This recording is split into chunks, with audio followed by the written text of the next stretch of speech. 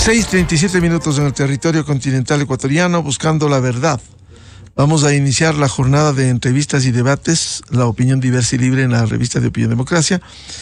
En primer término, con un reconocido ecuatoriano internacionalista, quien fuera 3 veces canciller, principal actor de la consecución de la paz con el Perú en 1998, quien fuera el primer alto comisionado de los derechos humanos de las Naciones Unidas, luego de presidir el grupo de trabajo que aprobó precisamente la creación de la función de alto comisionado de los derechos humanos de la ONU, el doctor José Ayala Lazo. A propósito de la presentación el próximo martes, 11 horas, en la Universidad Internacional del Ecuador, de otro aporte, sus artículos profundos, Diario El Comercio, sobre la política internacional, ejercicios de crítica constructiva del doctor José Ayala Lazo con el aval de la Universidad Internacional del Ecuador y Arizona State University. Queremos saludar al doctor José Ayala Lazo. En primer lugar, ¿qué recoge esta obra? Sabemos sus profundos análisis internacionales respecto de la política internacional. Doctor José Ayala Lazo, muy buen día. Muy buenos días.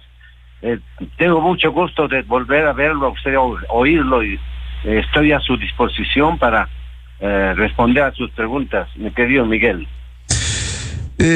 Señor embajador José Ayala Lazo, ¿qué recoge esta obra muy ilustrativa de su autoría?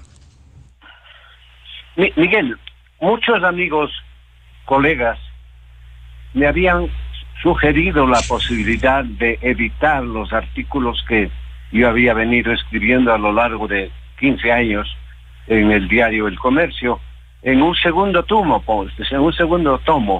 porque la primera parte de esos artículos fue ya publicada en un libro titulado Un Mundo en Cambio.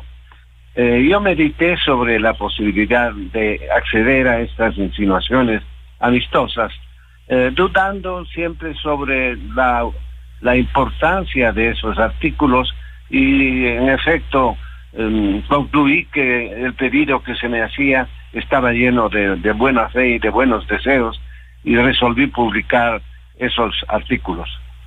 Además lo hice, Miguel, porque estuve leyendo un libro de filosofía y de física cuántica de un filósofo italiano, Carlo Villacci, y él dice, porque publica también los artículos que él ha escrito en varios diarios europeos, y lo explica diciendo que en el fondo escribir sobre los temas de actualidad y recoger esos escritos en un libro es poder escribir de todo y para todo.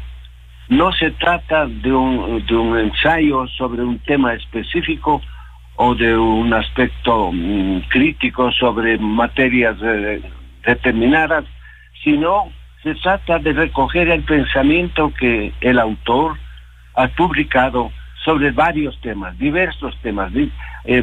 Obviamente hay un hilo conductor entre todos esos temas, y en mi caso, ese hilo conductor es la necesidad de aportar con algo de orientación a una sociedad, la ecuatoriana, que vive y ha estado viviendo desde hace 15 años, por lo menos, momentos sumamente críticos. Esa es la razón por la que finalmente, Miguel, decidí publicar ese segundo tomo. Déjeme decirle y felicitarle, doctor José Ayala Lazo, realmente uno de los pensamientos más brillantes al ejercer la diplomacia profesional por más de 50 años. Recordarles a nuestros miles de seguidores, José Ayala Lazo ha cumplido 91 años y sigue con esa lucidez ilustrándonos sobre temas internacionales. Quisiera ir a algunos de los artículos para que nos resuma. Por ejemplo, en el año 2015, el doctor José Ayala Lazo hablaba de algo que continúa y se ha profundizado. 2015 al 2023, vamos 8 años, cuando habla del drama humano que nos acusa y se refiere a los refugiados, desplazados, asilados y deportados. ¿Cómo enfrentar este drama que en lugar de disminuirlo, de neutralizarlo, ha ido creciendo en el planeta y de manera especial en América Latina cuando viajan al camino de los Estados Unidos? Miguel, yo creo que el drama del desplazamiento humano alrededor de la Tierra es un drama que ha existido desde siempre.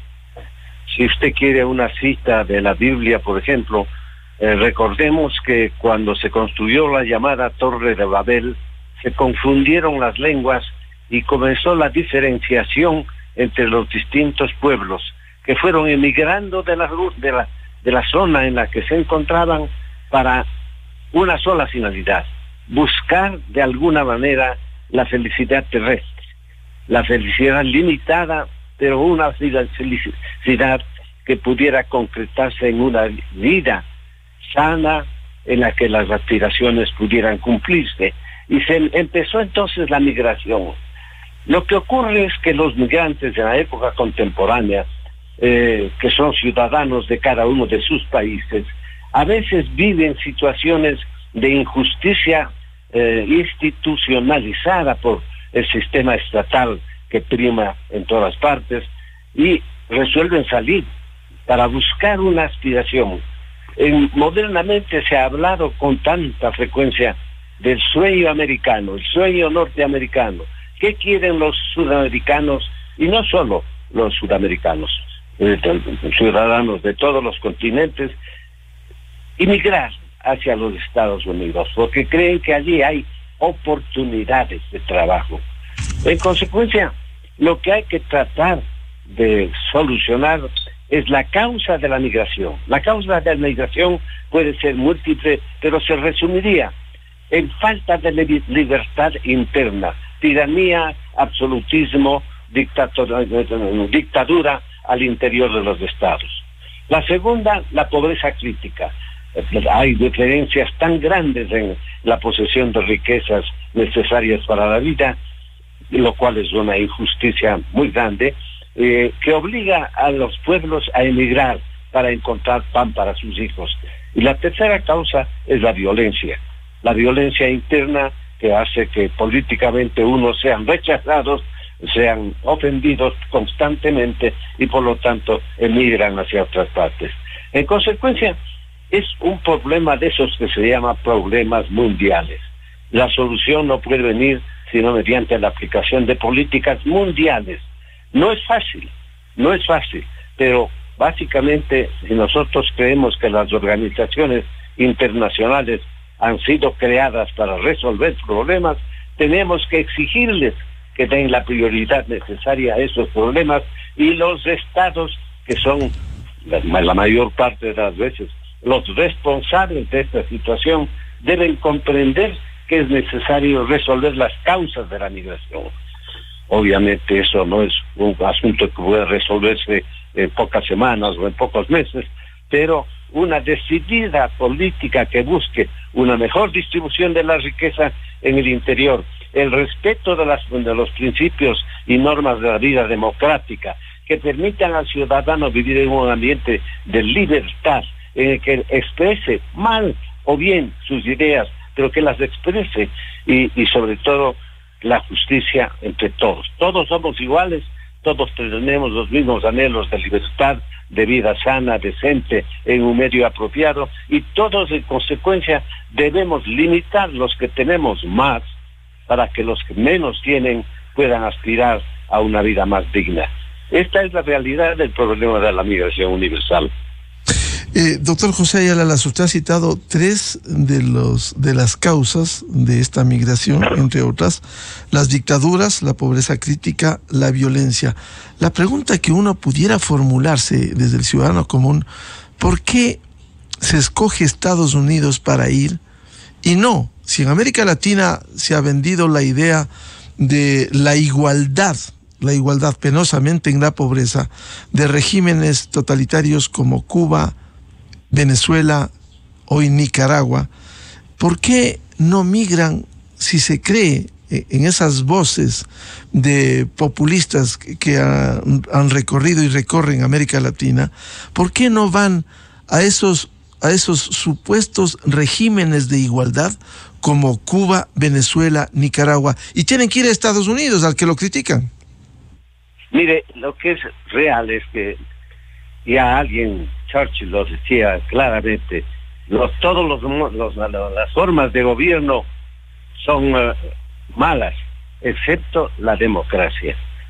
De modo que la forma democrática de gobierno es la que ofrece libertad al ciudadano, capacidad de usar las oportunidades que le ofrezca la vida y una igualdad en ese sentido. La igualdad en el sentido numérico, como es la aspiración de algunas ideologías, es absurda. Eso está negado por la condición humana misma, porque los seres humanos nacemos diferentes de unos de otros, con aptitudes diferentes unos de otros, y en consecuencia no se puede establecer un principio filosófico de igualdad si no se piensa en que esa igualdad debe estar concebida dentro del principio fundamental de la libertad. La libertad del ser humano, que le lleva a actuar por sí mismo, a definir sus aspiraciones y a cumplir con sus planes de autogobierno a fin de llegar a satisfacer esas aspiraciones. El Estado debe contribuir para eso. ¿Qué ocurre? Que en la práctica los estados totalitarios que buscan una igualdad puramente física, esos estados se encuentran con que el resultado de sus planes y de su filosofía política son fatales. Ahí tenemos el estallido de la Unión Soviética, que puso de relieve el fracaso total de la filosofía izquierdista comunista. Ahí tenemos el caso de los totalitarismos latinoamericanos, el caso de Venezuela. Los venezolanos salen de Venezuela, no están agradeciéndole al señor Chávez o al señor Maduro por la Venezuela que les han dado los dos, sino están demostrándole su desesperación de salir para encontrar mejores oportunidades. Ahí tienen los nicaragüenses, y en fin, todas las migraciones que ha habido en América Latina, chilenos que venían al Ecuador, peruanos que venían al Ecuador, y ecuatorianos que salían también del país. En consecuencia, es la solución, que es larga, difícil y que debe ser aplicada por tiempos largos para que rinda frutos más visibles, es la vida democrática. El respeto, en primer lugar, a las normas de la ética humana, que deben ser invariables en todas partes, porque se basan en el respeto, en la igualdad y en la igualdad de derechos y dignidad y aspiraciones de los humanos, y finalmente en propiciar a los pueblos el ambiente de progreso, de oportunidades que les permitan trabajar y vivir satisfaciendo progresivamente sus aspiraciones. Doctor José Ayala Lazo, ¿cuánto ha avanzado el mundo luego de la Declaración Universal de los Derechos Humanos, que fue declarada el 10 de diciembre de 1948? ¿Cuánto ha avanzado? Porque también ha habido retrocesos, cuando precisamente usted citaba el caso venezolano, esa diáspora, cuando los millones de venezolanos han huido de esos regímenes. ¿Cuánto se ha avanzado en materia de respeto a las libertades y a los derechos humanos? Mire, la Declaración Universal del año 48 es una especie de síntesis filosófica de lo que debería ser la organización de un mundo en libertad y progreso. Es una declaración que parte de un principio fundamental que dice: todos los seres humanos nacen libres e iguales en dignidad y en derechos, y dotados como están de razón y conciencia, deben vivir fraternalmente los unos y los otros. ¿Qué ocurre? Que esos individuos que nacen iguales en dignidad y derechos proceden a veces, cuando tienen poder, en forma contraria al respeto de los derechos, de las igualdades y de la dignidad humana. Y en consecuencia surgen los conflictos. Y es por eso que se ha alcanzado la declaración filosófica de esta igualdad humana después de luchas permanentes y continuas que datan desde los orígenes de la humanidad, y solamente en las declaraciones de derechos de la Revolución Francesa o de la Revolución Americana ya quedó sentada la base filosófica de esta concepción de la vida humana. Igualdad entre todos, igualdad en dignidad, en derechos, en libertad. La declaración del año 48 plasmó todos estos principios y se erige como un documento fundamental en la vida de la humanidad. Lo que ocurre es que una declaración se la hace con dificultades, pero no se la cumple, o se la cumple con muchas más dificultades. Y muchos estados niegan el derecho a la libertad. Negando la libertad consideran que más importante que la libertad es el estudio económico de los problemas humanos. Todo eso es importante, todo eso forma parte de la igualdad de oportunidades y derechos, pero lo que debe primar en la ordenación de la vida de los estados es el respeto a la dignidad humana, a la libertad, al hecho de que cada ser pueda pronunciarse libremente sin ser sometido después a retaliaciones o a persecución, pueda pronunciarse con libertad sobre los temas del Estado. Es un largo proceso, pero si todos respetásemos, como debemos hacerlo, la Declaración Universal, tendríamos un mundo mucho mejor del que ahora tenemos. Difícil tarea, pero posible. Embajador Ayala, esta mención que usted hace a la Declaración Universal de los Derechos Humanos parte de lo que el artículo 1 dice, que todos los seres humanos nacen libres e iguales en dignidad, en derechos. Lastimosamente, a veces, por lo que se ha visto en América Latina y en el mundo, usted citaba el caso de Rusia cuando fue derrumbado luego el muro de Berlín y cayó con Gorbachev, esa Rusia de los zares. Simplemente los seres humanos, hay que estar conscientes, nacen libres, pero luego se quiere imponer hasta ideologías. Sí, mire, el caso típico de Rusia, veámoslo, el imperialismo de la época de los zares, la política interna de los zares que dio lugar a tremendas injusticias, a innumerables muertes en la Unión Soviética, desaparece al caer el muro de Berlín. Y entonces un amanecer parece que se va a presentar en la historia de la humanidad, y empieza la política de la concertación, de la cooperación universal. Lamentablemente vemos que se ha producido ya una nueva etapa de Guerra Fría por las desconfianzas y la falta de conversación, de diálogo entre los estados. Y ahora tenemos una Rusia, la Federación Rusa, que trata nuevamente de restablecer el famoso imperio soviético o el imperio de los zares. Y tenemos un aspirante a zar, el señor Putin, que ya procede como procedían los zares. Ahí está el ejemplo. La guerra en Ucrania no puede ser es una de las manifestaciones más violentas, más crueles, más deshumanizadas de la política internacional de Rusia. Cómo diariamente se bombardean casas, escuelas, hospitales en Ucrania. Como todos los pedidos de conversaciones para resolver el problema tienen la respuesta zarista de que hay una determinación de crear nuevamente la Federación Rusa bajo la égida de la ideología comunista. Es ahí como las ideologías, cuando son ideologías de transgresión de derechos y que aspiran al absolutismo, producen estos resultados.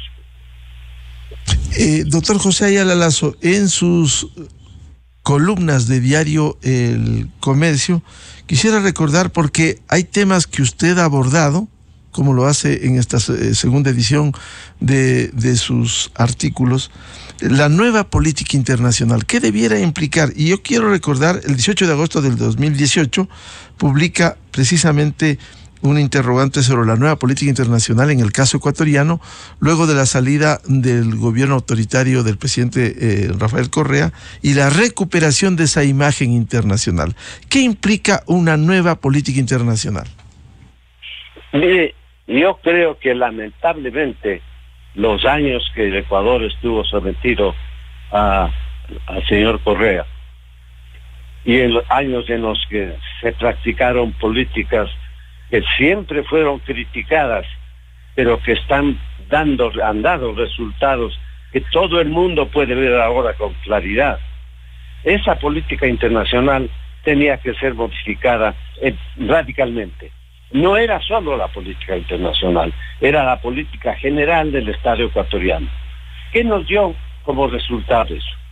La flexibilidad excesiva en cuanto al tema de la droga le fue convirtiendo progresivamente al Ecuador en un estado de droga, en un narcoestado, como lo dijo con mucha razón Pancho Huerta, nuestro gran amigo político guayaquileño. Esa actitud del Estado dio lugar al uso desaprensivo de los fondos del Estado. La Correa llegó a decir, como síntesis de su política en esta materia, que las comisiones son negocios entre privados. Bajo esa concepción de una comisión, cuando se aplica a los dineros del Estado, ¿qué otra cosa podría emerger sino la más tremenda corrupción de funcionarios y de instituciones? En consecuencia, todo eso estábamos viendo diariamente los ecuatorianos. Cuando vemos las denuncias, por ejemplo, sobre obras millonarias, como esa obra que nunca se ejecutó, sino en la costa ecuatoriana para una refinería nueva, es decir, para una extensión enorme de territorio en donde aterrizan las avionetas que transportan o traen al Ecuador la droga. Esa política es la que ha dado lugar a una desconfianza generalizada con respecto a la capacidad del Estado de actuar, de organizar, de dirigir al país. Yo creo que por eso es indispensable luchar contra la corrupción basándose en principios éticos y basándose en el respeto a la ley. La ley ya no es en el Ecuador la expresión de la voluntad soberana del pueblo. La ley es la expresión particular de grupos interesados que buscan usarla después para justificar sus actitudes contrarias a la ética y a la moral. Entonces, esa política ecuatoriana que nos ha dado resultados tan nefastos, tenemos un presidente condenado y en el exilio, tenemos otro expresidente igualmente sometido a juicio, tenemos vicepresidentes también en la cárcel.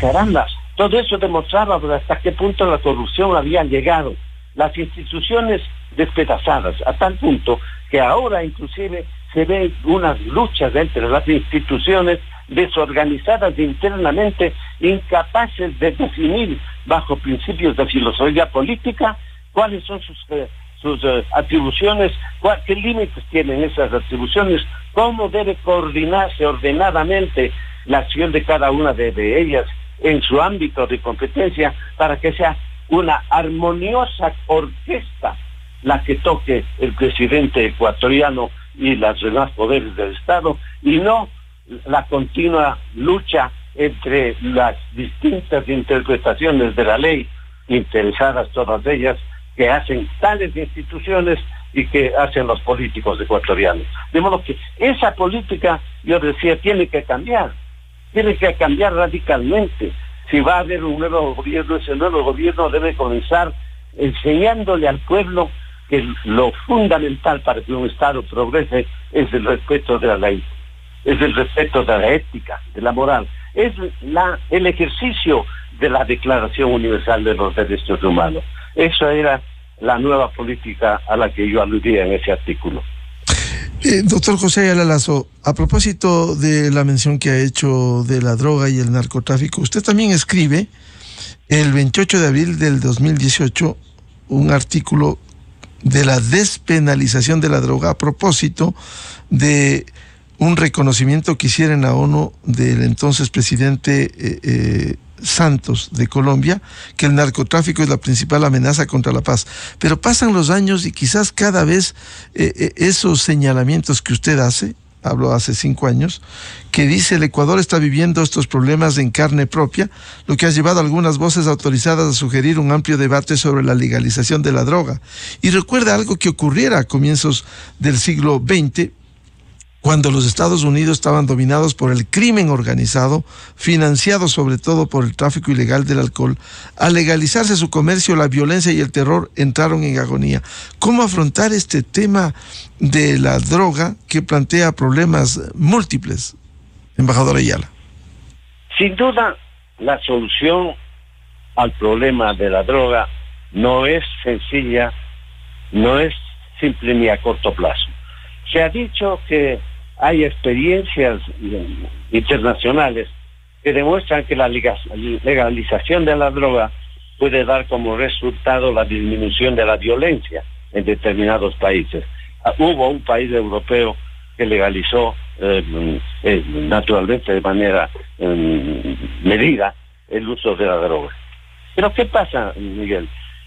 El uso de la droga, en el caso ecuatoriano, el cupo mínimo o máximo que permitía vender como una solución a los problemas de salud, dio como resultado que eso fue poco a poco usándose no para problemas de salud, sino para consumo vicioso de las drogas. ¿Qué pasó? La niñez, la juventud empezaron a corrompirse y a convertirse en los elementos que usaban, compraban, negociaban la droga. Ese proceso maligno, cuando se negocian cosas que son mal utilizadas, nunca desemboca en un beneficio o no da lugar a que se sigan por buenos caminos. Siempre se usará la ruta mala y prohibida para ese efecto. Y además allí había un aliciente que es uno de los que siempre han tenido parte en los errores que ha cometido el mundo. El dinero, el materialismo. Mientras más dinero tienes, mejor eres tú. Y claro, metiendo la droga, usando la droga, esa se ha convertido en uno de los negocios más grandes del mundo, con el poder consiguiente que eso significa. Por lo tanto, yo creo que la legalización de la droga parcial por parte de un Estado cualquiera que resuelve legalizarla, lo único que haría es multiplicar progresivamente el problema. Porque si es un problema universal, como lo es, la solución tiene que partir por medidas universales. Si todos los estados pudiesen legalizar la droga, el uso de la droga, limitándolo a determinados casos y una serie de condicionamientos, podría producirse una solución sobre esta materia. Podría ser, porque se la regularía. Pero si hubiera un solo estado, o unos pocos estados, obviamente, que no aplicaran esa política de legalización, yo creo que el problema se multiplicaría geométricamente. Por eso es necesaria la reflexión al respecto. Nunca hay que ser categórico y absolutista en la expresión de opiniones sobre la materia, porque eso debe ser como el resultado de una conversación internacional y una buena reunión sobre drogas en el mundo a nivel mundial de la ONU sería muy oportuna y necesaria. Digo, solamente el resultado de una concertación universal podría estar trazando rutas, quizá hay otras rutas distintas de la legalización que pudieran poner fin o contribuir a que no se expanda más aún el tráfico de drogas. Embajador José Ayala, en sus artículos tan ilustrativos que contiene este libro, en septiembre del 2020 publica con el título "Y se hizo justicia", y se refiere a ese gran caso Sobornos 2012-2016 y señala que el lunes 7 de septiembre se hizo la luz. La justicia tomó una decisión histórica que marcó el rumbo hacia un Ecuador justo e igualitario. La condena por cohecho agravado, que fue contra el expresidente hoy prófugo en Bélgica, y también a otros ex altos funcionarios y empresarios privados. Pero daría la impresión que en el ámbito internacional se sigue regando y en algunos sectores ha tenido eco el que es una persecución política. Si no hay justicia, ¿cómo puede haber paz en un país? Mire, la verdad es que cuando la justicia ecuatoriana se pronunció sobre el caso al que usted alude y condenó al presidente Correa. Actuó en cumplimiento de su obligación de hacer respetar el Estado de Derecho, respetar las leyes y castigar al que las viole. Y así fue juzgado y castigado el señor Correa. Sin embargo, vemos cómo el señor Correa vive tranquilo en Bélgica. Y vive en Bélgica tranquilo y desde Bélgica sigue ejerciendo una influencia política en el Ecuador nefasta para los ecuatorianos. Eso es innegable, se lo ve todos los días. Y hay personas que defienden a Correa, muchas personas. Tiene un grupo considerable de adhesiones a su persona que lo defienden y lo consideran inocente de todo. Yo ya hace un momento recordé, como él decía, pues las comisiones son negocios entre privados. Es decir, no son violaciones del derecho público, no son actos que puedan ser penalizados. Con esa filosofía gobernó y con esa filosofía le dejó a nuestro país con problemas terribles que tienen que ser resueltos. Entonces, yo considero que la justicia ecuatoriana no está demostrando todavía que se encuentra del lado de la ética, de la legalidad y de las buenas y sanas costumbres. Porque una vez condenado a un expresidente, sigue tranquilo en Bélgica. Vemos que una ex ministra del señor Correa, que fue condenada también, se encuentra gozando actualmente de su libertad en Venezuela. ¿Por qué? Porque hay estados que al concebir políticamente su acción, creen que las personas o las instituciones que buscan la primacía del derecho y que eso implica el someter a juzgamiento a expresidentes, creen, digo, que están haciendo una persecución política. Es el alegato que ha hecho el señor Correa con respecto a sí mismo y el alegato de la señora Duarte con respecto a su caso. De modo que necesitamos ver que la justicia opere, es decir, que el castigado por los tribunales de justicia cumpla la sentencia que le encontraron correspondiente a la malicia de sus actos. Cuando veamos entonces que el mérito está premiado y el demérito o la violación del derecho está castigada, empezaremos a creer en nuestras instituciones, pero mientras tanto hay argucias procesales. Fíjese usted, argucias procesales que permiten que una persona condenada a 10 años permanezca en la cárcel 2 años y por buena conducta se le permita salir. O hay jueces que creen que tienen competencia para resolver por sobre la decisión de un tribunal superior y ordenar la libertad de un preso que estaba cumpliendo esa sentencia. Este es un desorden teórico fundamental y el Ecuador está viviendo estas consecuencias de esos años nefastos de gobierno del señor Correa. Embajador José Ayala Lazo, vamos a concluir este diálogo, pero quisiera un mensaje final a propósito de la presentación de su segundo libro, que recoge sus artículos muy ilustrativos, dignos de la lectura, quienes no lo hicieron en su momento, y que se titula Ejercicios de Crítica Constructiva. Al final del prefacio, usted dice: si la lectura de este libro pudiera, aunque fuera mínimamente, contribuir para que suceda, su publicación estaría justificada. Su contribución a ilustrarnos en diversos temas que tocara en su columna de Diario El Comercio, embajador Ayala. Muchas gracias, Miguel. En efecto, esas palabras que dejo escritas allí en el libro son auténticas, son ciertas. Pienso que el valor del pensamiento que expreso en los distintos artículos allí publicados podría demostrarse si es que de alguna manera influyen en una reflexión sobre la conducta humana.